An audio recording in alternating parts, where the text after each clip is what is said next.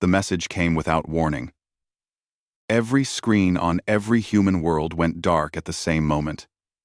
Then, a face appeared. It was not human. Emperor Korgath of the Velhari Empire stood 3 meters tall. His skin was dark gray like stone. His eyes burned yellow like dying stars. Scars covered his body like a map of conquered worlds. He wore armor made from the bones of kings he had killed. When he spoke, his voice shook the speakers. "Humans," he said. "I am Korgath, the Undying. I am the ruler of 200 worlds. I am the god who walks among stars. You have entered my galaxy. You have built your little colonies. You have pretended to be a civilization. This ends now." Admiral Una Park watched the broadcast from the command center on Earth. She was 52 years old, with gray hair cut short. Her face showed no emotion. She had fought in 3 wars and lost her husband in the second one. Nothing surprised her anymore. But this alien made her blood run cold. "You have 7 of your days," Emperor Korgath continued. "In 7 days, you will surrender. You will give me 30% of everything you produce. Your strongest men and women will serve in my armies.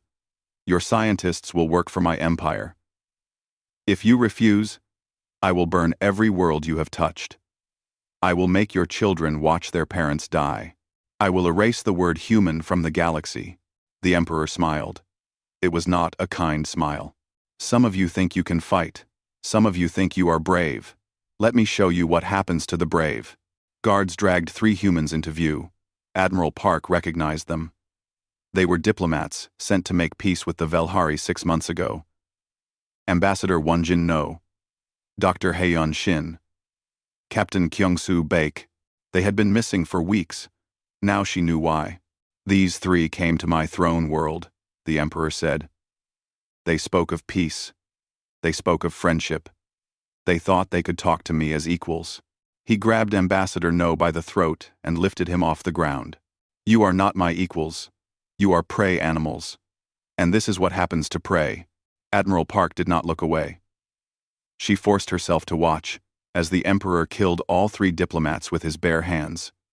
She burned the image into her memory. She would need that anger for what came next. The broadcast ended. Silence filled the command center. Then everyone started talking at once. Fear filled the room like smoke. Someone was crying. Someone else was praying. "Quiet," Admiral Park said. Her voice was not loud. But everyone stopped. "How long until their fleet reaches our border?" Lieutenant Minho Lee checked his screen. He was young, only 28, but he was the best intelligence officer in the fleet. "They already have 10,000 warships waiting at the edge of our space. They can attack within hours of the deadline. Our fleet numbers? 200 combat-ready ships, maybe 300 if we pull everything from the colonies." The math was simple. The Velhari outnumbered them 50 to 1. A straight fight meant death for everyone. Dr. Jisoo Han stepped forward. She was the coalition's expert on alien cultures. She had spent 3 years studying every piece of information they had about the Velhari. "Admiral, I need to tell you something important." "Speak." "The Velhari have conquered 200 worlds. They have never lost a war. But there is something strange in their history." "Doctor." Han pulled up her research on the main screen. "No one has ever attacked their leadership directly. Their emperor is considered a living god. They believe he cannot be killed." "Every living thing can be killed," Admiral Park said. "Yes. But they do not believe this. Their entire empire is built on the idea that the emperor is immortal. If someone proved that wrong, if someone killed him, in front of everyone."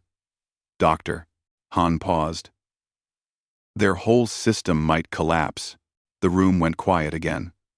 But this time, it was a different kind of quiet. It was the quiet of an idea taking shape. Captain Taeho Kim spoke up.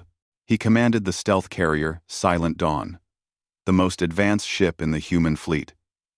"You are talking about an assassination mission." into the heart of their empire, to their most protected world. Yes, Admiral Park said, the chances of success would be almost zero. I know, Captain Kim smiled. It was a hard smile, but it was real. I did not say it was impossible. I said the chances were almost zero. That means there is still a chance. Admiral Park looked around the room. She saw fear on many faces, but she also saw something else.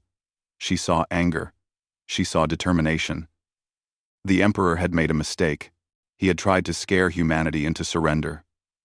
Instead, he had made them angry. I am calling an emergency meeting of the Coalition Council, she announced. We have a plan to present. It is dangerous. It might fail. Many people will die. But it is better than kneeling. She turned to look at the frozen image of Emperor Korgath on the screen. His yellow eyes stared back at her. He looked confident. He looked like someone who had never lost. You made a mistake, she whispered to the image. You showed us your face. You told us where to find you. And you assumed we would be too afraid to come for you. The meeting with the Coalition Council lasted 4 hours. There were arguments. There were doubts. Some leaders wanted to negotiate. Some wanted to run. But in the end, the vote was unanimous. Project Silence was approved. Humanity would not surrender. Humanity would not run. They would do something no species in the galaxy had ever done. They would walk into the heart of the Velhari Empire. They would find the immortal Emperor, and they would kill him while the whole galaxy watched. The clock started counting down. 7 days until the deadline. 7 days to do the impossible. Admiral Park began making calls. She needed the best soldiers humanity had ever produced. She needed people who were not afraid to die. She needed killers who could walk through hell and smile. Somewhere in the galaxy, Emperor Korgath was celebrating. He thought he had already won. He did not know that death was coming for him. Silent, patient, human. The asteroid had no name. On official maps, it was just a number. Most people in the Coalition did not know it existed. This was where humanity kept its darkest secrets and its deadliest weapons. This was Echo 7. Major Do-won Choi arrived first. He was 38 years old, with a face that looked carved from stone. He had completed more impossible missions than anyone in military history. His file was mostly black ink, classified beyond top secret. The parts that were visible showed a man who had never failed. He had a daughter. She was 7 years old. Her name was Hana. When he got the call for this mission, he was teaching her to ride a bicycle. He told her he would be back soon. He hoped it was not a lie. Other soldiers arrived through the day. Admiral Park had chosen 12 people. Each one was the best at something. Sergeant Unji Baek was the youngest at 26. She was small and smiled often, which made people think she was soft. They were wrong. She was an expert in explosives. She could make a bomb from almost anything. During the Mars uprising, she had walked into an enemy base alone and walked out 3 hours later. The base did not exist anymore. Corporal Hyunwoo Shin was quiet and thin. He looked like a student, not a soldier. But he could break into any system ever built. He had once hacked a military satellite using only a broken phone. His fingers moved across keyboards like they were playing music. Specialist Sujin Yoon was the team's medic. She was also one of the deadliest close combat fighters alive. She had grown up on a colony world where you learned to fight before you learned to read. Her hands could save a life or end one with equal skill. Private Junpyo Kang was the sniper. He held the record for the longest kill shot in human history. He was 42 years old and barely spoke. When he did speak, people listened. His eyes were the color of winter ice, and they never seemed to blink. Admiral Park came to brief them personally. She stood before the 12 soldiers and told them the truth. This mission has a 4% chance of success, she said. That means there is a 96% chance you will die. You will fly into the heart of enemy space. You will land on the most protected planet in their empire. You will find and kill Emperor Korgath. And you will do it on live broadcast, so the entire galaxy sees. She paused. I am not ordering anyone to go. I am asking for volunteers. If anyone wants to leave, do it now. There is no shame in it. Thanks for watching. And see you. Don't forget to the 7-off. Things were lime. No one moved. Why? Admiral Park asked. Why are you willing to die for this? Major Choi answered. Because my daughter is 7. Because I want her to grow up free. Because I would rather die fighting than live kneeling. One by one, the others nodded. They all had their own reasons. Family, pride, anger at what the Emperor had done to the diplomats. A simple refusal to give up. The reasons were different, but the answer was the same. They would go. The briefing continued for hours. Dr. Jisoo Han explained everything they knew about the Velhari, their culture, their technology, their weaknesses. Lieutenant Minho Lee showed them the security systems they would face. Captain Taeho Kim explained how his ship would get them through enemy space. The Silent Dawn has experimental cloaking technology, Captain Kim said. We can hide from their sensors, but only for a limited time. Once you land on the throne world, you have 47 minutes. After that, they will detect the ship. And then, everything becomes much harder. How do we get close to the Emperor? Sergeant Bake asked. Dr. Han pulled up an image. It showed a massive arena filled with thousands of Velhari. On a throne above the arena sat Emperor Korgath. The Emperor holds games every 3rd cycle, Dr. Han explained. He watches conquered species fight for his entertainment. Warriors who impress him are brought before the throne so he can kill them personally. It is considered a great honor. He likes to kill his enemies with his own hands, Major Choi said slowly. So we make him want to kill us. Yes. You enter the arena as captured slaves. You fight well enough to catch his attention. When he calls you forward to kill you himself, you will be within striking distance. The plan was insane. It required everything to go perfectly. One mistake, and they would all die for nothing. There is one more thing, Dr. Han said. Her voice was serious. The Emperor will be broadcast live during the games. Every screen in the Velhari Empire shows him. The Secontation, Artanyu said, Lieutenant Lee has found a way to hijack that broadcast. When you kill him, not just the Velhari will see it. The entire galaxy will watch. Every conquered species. Every free world. Everyone will see a god die. Private Kang spoke for the first time. Good. Let them see. The next 3 days were preparation. The team trained together. They learned to fight as one unit. They studied maps of the throne world until they could draw them from memory. They practiced the kill sequence until it was faster than thought. On the final night, Major Choi sat alone and recorded a message. Hana, he said to the camera, if you are watching this, it means I did not come home. I am sorry. I wanted to see you grow up. I wanted to walk you to school and teach you to drive and dance at your wedding. But sometimes a father has to do hard things so his daughter can have a good life. I did not die because I was brave. I died because I loved you too much to let you be a slave. Be strong. Be kind. And remember that your father loved you more than anything in all the stars. He saved the message and put the device away. The next morning, the team boarded the Silent Dawn. Captain Kim sat at the controls. The engines hummed to life. Last chance to change your minds, Captain Kim said. Just fly, Major Choi replied. The ship rose silently and disappeared into the darkness of space. 12 humans against an empire of 200 worlds. It should have been hopeless. But hope is a strange thing. Sometimes it only needs a small chance to grow into something powerful. The silent dawn flew toward the heart of the enemy.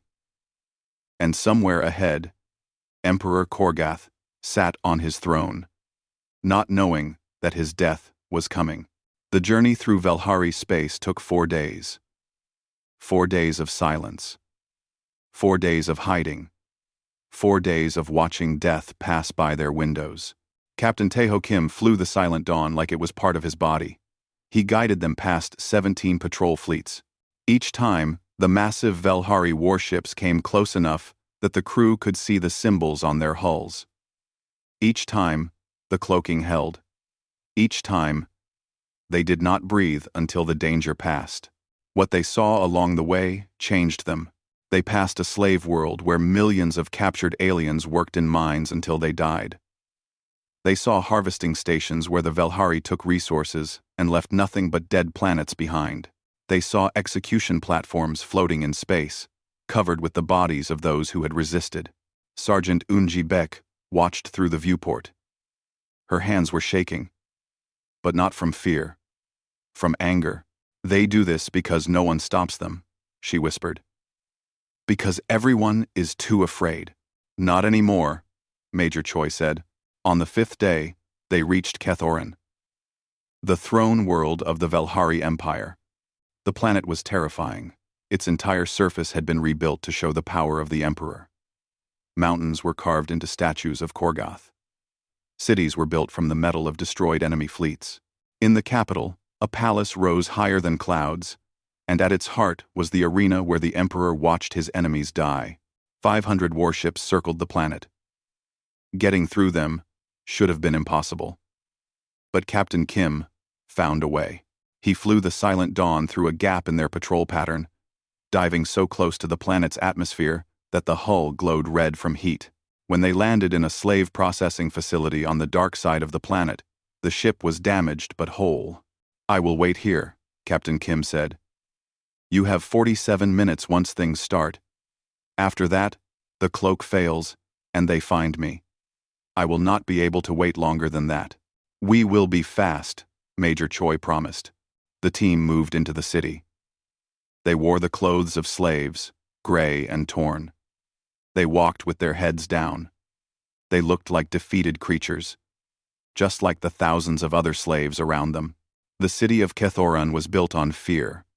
Velhari soldiers walked the streets in groups, striking anyone who looked at them wrong. Slaves from 100 different species hurried past with their eyes on the ground. Screens on every building showed images of Emperor Korgath, reminding everyone who ruled them. They saw terrible things. A Velhari guard beating an old alien until he stopped moving. Children being separated from their parents for work assignments. A public execution for a slave who had spoken out of turn. Sergeant Bake saw a guard kick a small child who was too slow to move out of his way. Her whole body tensed. Major Choi put his hand on her shoulder. "Not yet," he said quietly. "Soon, I promise." She forced herself to keep walking. But she did not forget. Corporal Hyunwoo Shin found a terminal in an empty maintenance corridor. His fingers flew across the alien controls. In 3 minutes, he was inside their security system. "I have the palace layout," he reported. "But there is a problem. The Emperor has increased his guards 3 times more than normal.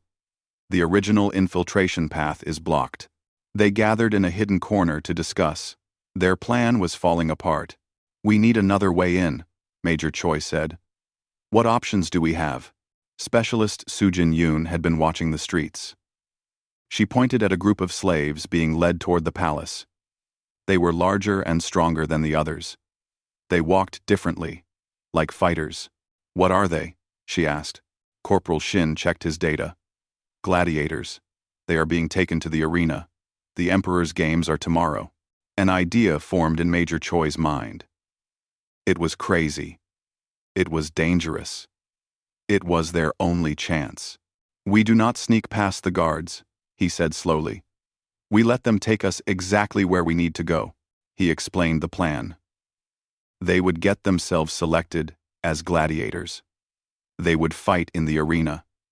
If they fought well enough, the Emperor would call them forward to kill them himself. That would put them within striking distance. We would be fighting for our lives in front of thousands of enemies, Private Kang said, with no weapons except what they give us. And we have to impress a god. Yes, I like it. Getting selected was easier than expected. The Velhari were always looking for new fighters. Strong slaves who might provide entertainment. The team presented themselves at a gladiator holding area. The Velhari looked them over. Humans, one guard laughed. Small. Weak. They will die fast. Let us show you, Major Choi said. He kept his voice humble. But there was something in his eyes that made the guard pause. They were given a test. A simple fight against trained Velhari warriors. The Velhari expected them to lose quickly. The fight lasted 8 seconds. All 5 Velhari warriors were on the ground. The team had not used their full abilities. Just enough to show they could fight. Just enough to be interesting. The guard stopped laughing. These ones will fight tomorrow, the head guard decided. The Emperor enjoys surprises. These humans might give him one. They were led to cells beneath the arena. Through the stone walls, they could hear the crowd above. Tomorrow, they would be up there. Tomorrow, they would either kill a god or die trying. Major Choi gathered his team. We have come this far, he said. Tomorrow we finish it. Fight like you have never fought before. And when the moment comes, do not hesitate. The whole galaxy is counting on us. That night, none of them slept. They sat in the darkness and thought about what was coming. Somewhere above them, Emperor Korgoth was preparing for another day of watching slaves die for his entertainment. He had no idea that tomorrow would be different. Tomorrow, the prey would become the hunters, and the whole galaxy would watch him fall. The arena roared with the voices of 50,000 Velhari. They filled the seats like a gray ocean, screaming for blood. Banners with the Emperor's face hung from every wall. Giant screens showed the action so even those in the back could see every death clearly. Above it all, on a throne carved from the bones of conquered kings, sat Emperor Korgoth. He was even more terrifying in person than in the broadcast. His body was massive, with muscles built from centuries of killing. His yellow eyes watched everything with cold amusement. Today was a celebration. In 2 days, his fleet would crush the humans. Today, he would enjoy watching lesser creatures die. The team was brought out with 20 other slaves from different worlds. They were given simple weapons. Swords, spears, nothing that could threaten a Velhari warrior in full armor. The first fight was against captured beasts from a jungle world. Massive creatures with 4 arms and teeth like knives. The other slaves died quickly, torn apart, while the crowd cheered. The humans did not die. They moved as one unit, covering each other, striking together. Major Choi led from the front. Sergeant Baek used her spear to create openings. Corporal Shin watched for attacks from behind. Specialist Yoon saved 2 teammates from killing blows with her quick hands. Private Kang threw his sword through the eye of the last beast from 30 meters away. The arena went quiet for a moment. Then the cheering became louder. The crowd loved surprises. Emperor Korgoth leaned forward on his throne. For the first time, he looked interested. The second challenge was worse. Velhari gladiators, trained killers who had survived 100 arena fights. They were twice the size of the humans and wore light armor. The crowd expected a quick slaughter. What they got was a lesson. The humans fought like nothing the Velhari had ever seen. They did not fight fair. They did not fight with honor. They fought to win. They worked together so perfectly that they seemed to share one mind. Every strike was followed by another from a different angle. Every defense became an attack. In 4 minutes, 7 Velhari gladiators were dead. The humans stood in the center of the arena, covered in blood that was not their own. The crowd had stopped cheering. They were watching in shocked silence. This was not how prey animals fought. This was something else. Something dangerous. Emperor Korgoth stood from his throne. His voice boomed across the arena. Bring them to me. Guards surrounded the team and led them up the stairs toward the throne. Each step brought them closer. Major Choi counted the distance. 50 meters. 40. 30. High above, on the silent dawn hiding in orbit, Lieutenant Minho Lee received a signal from Corporal Shin's hidden communicator. It was time. His fingers moved across the controls. One by one, he broke through the Velhari broadcast encryption. Every screen in the Empire switched to the arena feed. Every speaker carried the sound. 200 billion Velhari were now watching. Then he did something else. He sent the broadcast to human space. Every colony, every ship, every screen, all of humanity would see what happened next. The team stopped 10 meters from the throne. Emperor Korgoth walked down the steps toward them. He was smiling. "Humans," he said. "You fight well for prey animals. You have earned an honor. I will kill you myself." He drew a massive blade from his back. It was longer than Major Choi was tall. "Any last words before you die?" Major Choi looked the Emperor in the eyes. "Yes. Now." Everything happened in 8.3 seconds. Private Kang moved first. During the fighting, he had retrieved a molecular blade hidden in his own arm bone, surgically implanted before the mission. The blade was invisible to scanners but sharp enough to cut through anything. Sergeant Bake triggered the charges. She had hidden explosives in the bodies of the Velhari gladiators they killed, building them from chemicals in the arena sand and her own equipment. The explosions killed the Emperor's elite guards before they could react. Corporal Shin threw a device at the throne's base. It was a shield disruptor, built during the night from parts he stole from the gladiator cells. The protective field around the throne died.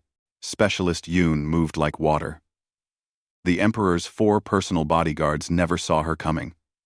She killed 2 with their own weapons and broke the necks of the others before they could draw their blades. The Emperor roared and swung his massive sword. He was fast, faster than anything human should fight. The blade caught 2 team members, killing them instantly. A third died, trying to create an opening. But the opening was enough. Major Choi drove forward. The Emperor's second swing missed him by centimeters. The third swing opened a cut across his chest. He ignored the pain. He had one chance. Private Kang threw the molecular blade. It flew perfectly, hitting the Emperor's sword arm and cutting through armor like paper. Korgoth screamed and dropped his weapon. Major Choi was there. He caught the falling blade before it hit the ground. In one movement, he drove it through the Emperor's chest. Korgoth looked down at the sword in his body. His yellow eyes were wide with shock. This could not happen. He was a god. Gods did not die. But gods did bleed. And this one was bleeding. Major Choi held the blade in place and spoke. His voice was picked up by the broadcast systems and sent to every corner of the galaxy. "You called us prey. You demanded our surrender. You executed our people and called us weak. Look at your god now. He bleeds. He dies. And so will any who threaten humanity. We do not bow. We do not kneel. And we do not forget." He twisted the blade. Emperor Korgoth the Undying fell. His body crashed to the arena floor. His blood pooled around him. His yellow eyes stared at nothing. The arena was silent. 50,000 Velhari watched in horror. 200 billion more watched on screens across the Empire. Billions of humans watched from their homes. Countless conquered species saw a god fall. Then the silence broke. On human worlds, people started cheering. In slave camps across the Empire, prisoners looked up at screens with hope in their eyes for the first time. In Velhari cities, people screamed in denial and terror. The team had 7 survivors now. 7 out of 12. They ran. The 47 minutes were almost up. Captain Kim was waiting with engines hot. The escape was chaos, fire and blood, and desperate running through corridors filled with Velhari, who were too shocked to fight properly. They made it to the ship with seconds to spare. The silent dawn tore into the sky, through a fleet that was falling into confusion. Without their emperor, the Velhari did not know what to do. Commands came from a dozen different warlords. Ships crashed into each other. The humans flew through the gaps. Behind them, an empire was beginning to die. Major Choi sat in the cargo hold, bleeding from his wounds. Specialist Yoon was trying to save him. He looked at the faces of his team, the ones who had survived.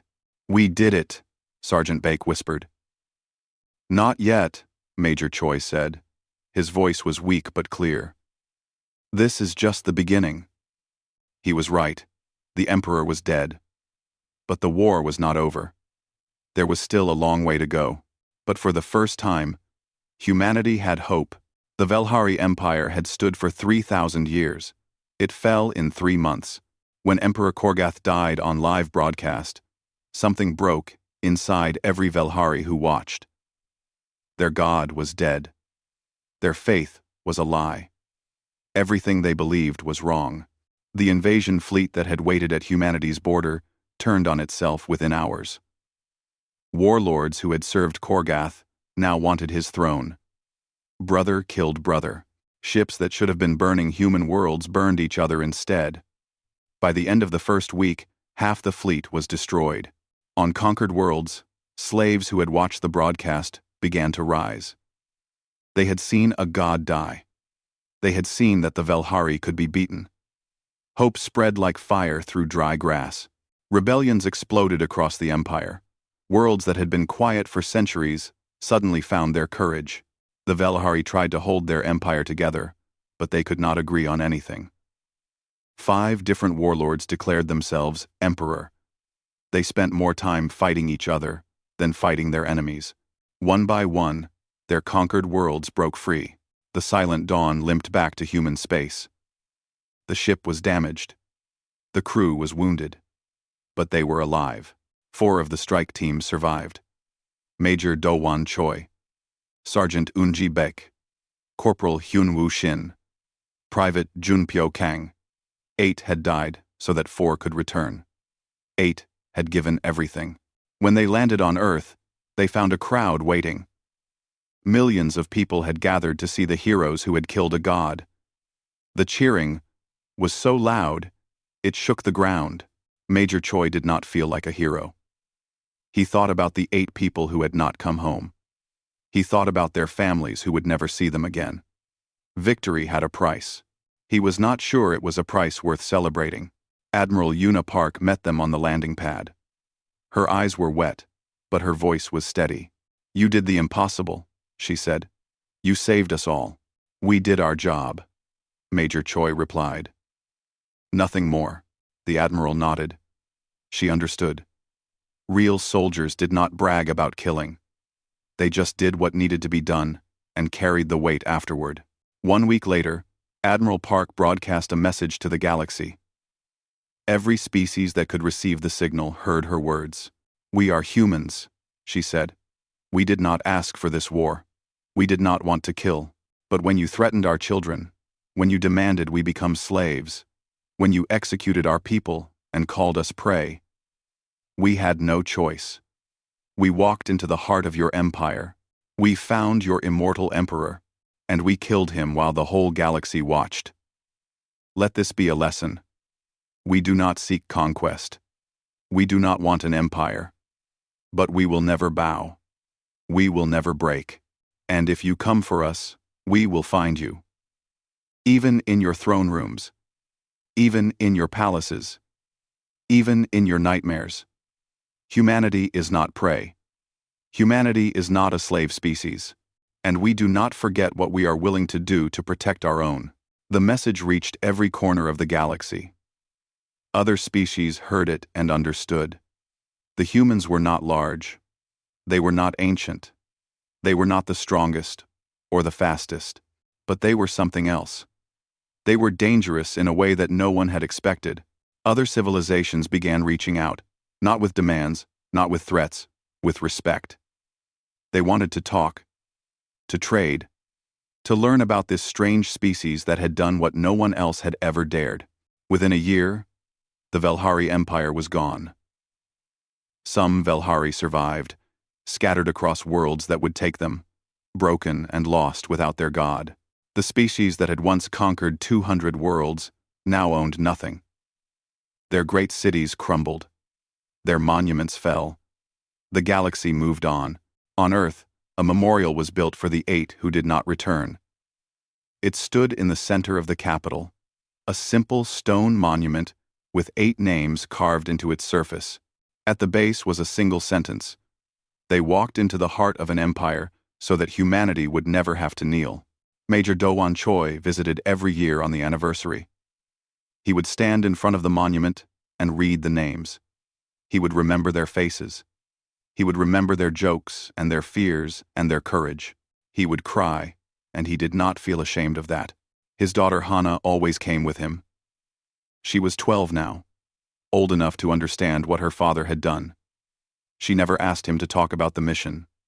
She just held his hand and stood beside him. "Do you regret it?" she asked one year. "Going on that mission?" Major Choi thought for a long time before answering. "I regret that people had to die," he said finally. "Your children would have been slaves." And that was something I could not accept. Sometimes, you have to do terrible things to protect the people you love. That does not make those things good. It just makes them necessary. Hana nodded. She did not fully understand yet, but she would. Someday she would. 30 years later, a young Velhari historian sat in a library on a neutral world. She was studying the fall of her people's empire, trying to understand how everything had collapsed so quickly. An old Velhari sat across from her. He had been alive during the fall. He had watched the broadcast when the emperor died. "I do not understand," the young historian said. "The humans were weaker than us, smaller. They had fewer ships, fewer soldiers, fewer resources. How did they win?" The old Velhari was quiet for a long moment. When he spoke, his voice was heavy with memory. "Because we made a mistake that no one should ever make. We looked at them and saw small bodies and short lives and young civilization. We thought that made them weak. We thought that made them prey." He shook his head slowly. "We were wrong. They are not cruel. They are not bloodthirsty. They do not conquer for glory or kill for sport. But when you threaten what they love, when you try to take their freedom, when you tell them to kneel or die, they fight to make sure you can never threaten anyone again. That is what makes them terrifying. They are not monsters. They are just people who refuse to stop." The young historian wrote this down. She would spend her whole life studying the humans. She would never fully understand them, but she would never underestimate them either. Somewhere across the galaxy, humanity continued to grow. They built new colonies. They made new friends. They faced new challenges. They were never the strongest species in the galaxy, never the oldest or the wisest, but they were something that mattered more. They were free, and anyone who tried to change that would learn the same lesson the Velhari had learned. Humanity did not bow. Humanity did not break. And humanity never, ever forgot. The galaxy had a new word now: Terran. It meant something different to every species that spoke it. To some, it meant friend. To others, it meant warning. But to everyone, it meant the same thing at its core: those who do not yield. And that was enough.